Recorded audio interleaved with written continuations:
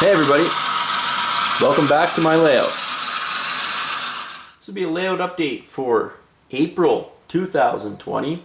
Like so many of you, we're in full quarantine here up in Canada. There's not a whole lot going on, so I've been trying to make the best of it and spend some time working on the layout.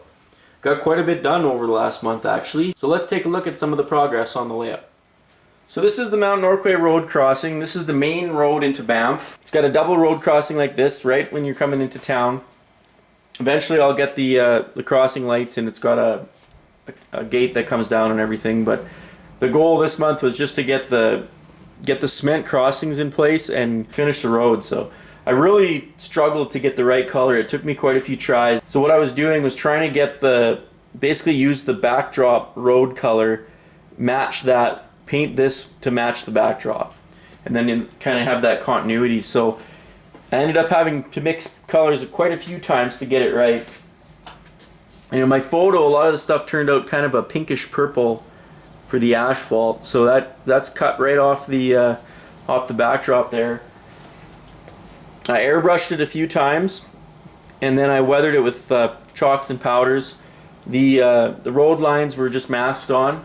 I had really good luck just masking them, and I used 1/4-inch painter's tape to do the curves.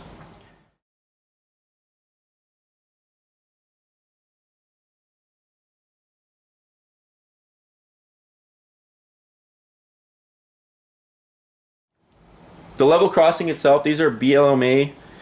They call them modern cement crossings, I think. The only thing I did was I masked the edges and I kind of painted them like a rail color because they're concrete with steel edges. So all in all, I think the whole thing turned out pretty good. The bike path here, I painted it more of a darker black, and I still need to do some terrain work on this side. It's not quite done yet. So this is where the backdrop meets the wall, and if you can see it on the camera, it's about there is where the edge of it is. And what I've done is kind of curved that, the backdrop curves down onto the flat road surface there, and it really gives the effect that it's kind of disappearing into the backdrop. You can't really see that sharp 90-degree angle there. Now is the whole goal, is to try to make that transition disappear. And I think I'm pretty close. The colors are almost there. There's still a little bit of work to do. I'm going to try and get the yellow lines a little bit better. They're a bit too thick on the printed backdrop compared to the flat road there, so I'm going to work on that. The white lines, I actually airbrushed those right onto the backdrop, because when I first painted the white lines onto the road, they just disappeared when they met the backdrop edge, and it looked really wrong. So to try and make those fade away into the backdrop, I airbrushed them just very carefully. I actually had my wife holding the mask, and this was the mask that we used. So it has a curve. You can see we just kind of curved it, set that on the backdrop like this, and then hoped for the best and airbrushed it, and it actually worked out. So I'm glad I took the risk, because that's a one-time deal, airbrushing on your backdrop. If you get that wrong, there's no way you're going back. There's a really up-close view of the transition. So you can see the yellow lines. They're going to do a little bit of work there and try and clean these up a bit so they're not so thick at the edge. But overall, when you're just looking at the whole thing in general in person, it looks pretty good. I'm quite happy with the way it turned out. Here's a really kind of high-angle view of how the whole thing looks. So if we turn the camera the other way and look Railroad West, I continued on with the scenery, and I made it all the way to the corner there to the scenery divider. Using the same technique I did in Banff Yard, just sifted dirt, Scenery Express ballast, and then some 2mm static grass. I didn't go crazy with it. You actually look at photos, this close to the right of way, there's actually not a lot of stuff growing. There is a small little bluff here that I'm going to do kind of in the low part of the ditch. And then the backdrop, I'm going to do probably 6 inches of trees along the backdrop of the 40 Mile Creek there. So this is the scene that's starting to take shape. This is Banff West. This is a control point for CTC. The signal will be right here, just like on the prototype, right at the east end of the bridge. It's a dual head searchlight signal. I've got the little switch heater cabinet here, and I even built the little conduit that I'm pretty sure is the hot air duct that blows hot air on it in the wintertime. And then just working right off of the prototype photos, trying to kind of nail down the scene exactly how it is on the prototype, you know, in the 2010 to now era. So there's a couple signal relay boxes here. There's also a transformer I still need to build. But this side of the track, it's kind of an access road as well, so I tried to do that just like the maintenance away yard. So little signal bungalows. I had built these a while ago. They were just waiting for me to finish the scenery. This one's BLMA. Nothing really different on it besides the no trespassing signs, the CP ones that I made. This is a Details West. I think it's a 7x8 cabinet, and it's got a little an additional. This is an electrical cabinet, also Details West. Put a no trespassing sign on there just to kind of make it a little bit more interesting. There's also a electrical panel that I'm going to put that goes kind of in between these two, and it has a what I would assume would be the power feed, goes into the ground. It's got a meter on it and stuff, so that'll be a cool little scratch build project to do. Just like on the real thing, they've got the mileage here on the door of this bungalow, so I recreated that mileage in Corel Draw and then printed it on paper and glued it to the side. It looks pretty cool actually. The sign is like 3 millimeters by 1.5 or something ridiculous. You can actually read it with the naked eye, and that's the coolest thing, I think. So to me, it just kind of makes you feel like you're there when you see stuff like this. So that, you know, they've got the exact mileage written right on the door of that signal bungalow. 82.04 Lagan subdivision. So beside this one, there's also a little transformer that goes here. I still have to build it, but I've put the foundation in for it, and this is kind of like a galvanized, almost like a culvert material. I'm not sure the idea behind it, but this is just how it is on the real thing. I actually used Google Earth to measure the diameter of this kind of square that they've got set off. It's filled with ballast, and in the center of it is this tiny little green transformer box that's maybe like 3 foot by 3 foot, and it also has the mileage paint like stenciled on the side of it, which is really cool. So I'm going to try to do that as well.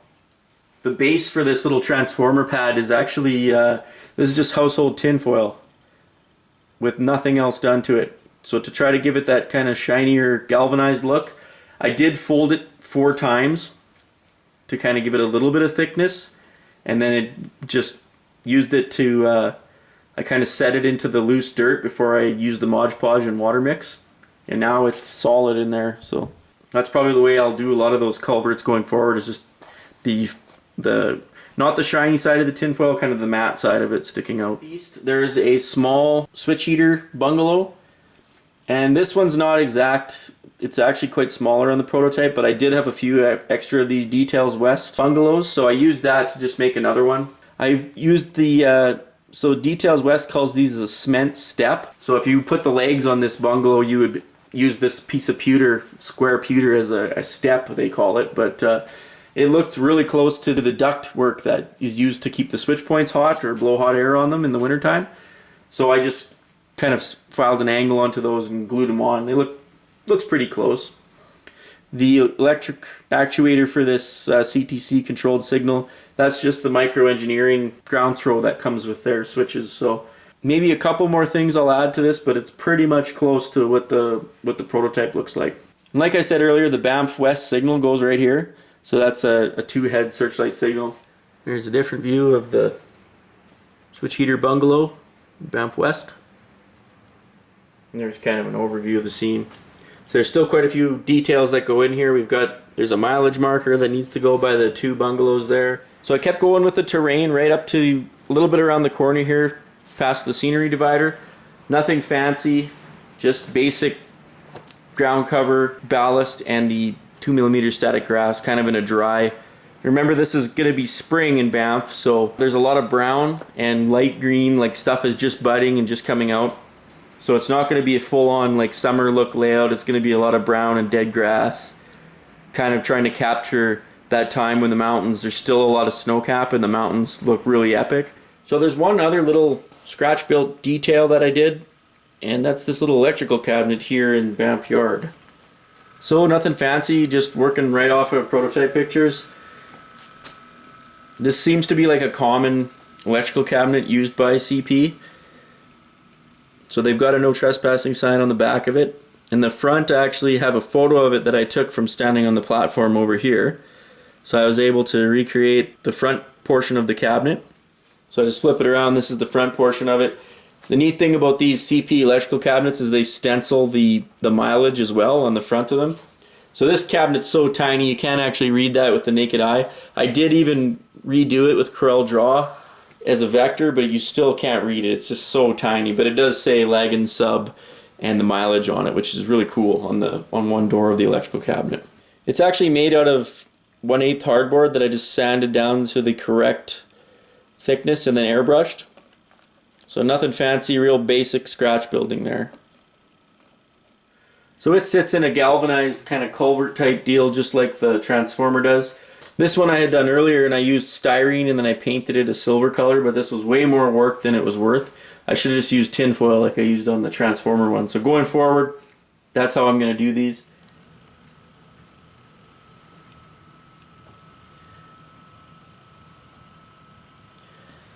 So the last thing I worked on over the past month was a couple of scratch-built structures here at the east end of Banff Yard. And this one especially is iconic for anyone who's been to the platform. This is the speeder shed that's at the east end of the station. So I built this pretty much using the same method that I used to build the ice house. I kind of drafted it up, scaled it to what I needed it to be, built the building, then measured and custom printed the sides for it. So the end result is really believable to my eye. It's almost like an optical illusion that you can barely tell, or you can't really tell, that the front of this that's got all the garage doors on it, that's just flat styrene. There's what the walls look like on printed paper. So they're photoshopped and they're not perfect. You can, if you really start to examine it, you can see that I've done some Photoshop. The lines aren't perfectly straight on it and stuff to kind of splice them together. But I think the trick with this is to leave the shadows in. Don't try and hide the shadows, because that's when you have no shadow, that's when it looks wrong. But I love how it captures all the little fine detail, like the boards on the garage doors and the signage, and you even got some conduit there, a light. You know, it would take you forever to scratch build that wall. Got different kinds of tin, different colors. You know, there's 3 or 4 different colors of tin on that wall. So this is another one. That's the would be the west end. Just left everything on there. I think I photoshopped out some, there's maybe a curve in this conduit, I can't quite recall now, but using a photo mask in Corel Draw actually works really well to get rid of that. So a bit of a different color on the other end, but again, just using a photo. This one was backlit, so it's not as nice, but still looks pretty good. And the back side of it, I didn't have a good I didn't have a good broadside of it, so I just airbrushed it the color of the building. I did put some little hangers here on the back of it, and the reason for that is this is where they store the extra gate arms for the road crossing there at Mount Norquay Road that I showed you at the start of the video. So if somebody busts through one of those, they keep a few spares here, and they're stored on the back of the speeder shed. So I scratch built some of those, and just out of styrene, airbrushed the red lines on them.